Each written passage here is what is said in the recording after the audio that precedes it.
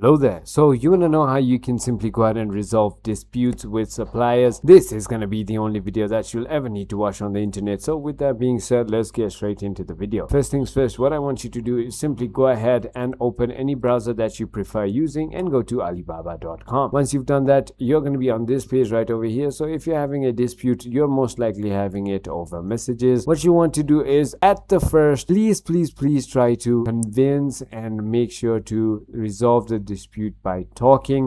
Make sure you go ahead and use a translator and always communicate with Chinese manufacturers in Chinese. That way they will have no confusions at all, because even if you go ahead and communicate in English and they copy and paste it in a translator, it might have a problem. But if you go ahead and use your Chinese translator, they're not going to have any problem understanding it, as you can see. And if you have a dispute still and you are having hard time resolving it, what you can do is on the right hand side there's going to be customer service right over here. Just click on that, and here you can simply go ahead and deal with dispute is available right over here. As you can see, all you need to do is just select deal with this dispute and simply talk to them. So as you can see, they're also going to go ahead and show you right over here how you can do that, and you can still communicate with them and go ahead and complain it to Alibaba. So I hope this video was helpful to you. If it was, hit that like button and I'll see you on the next one.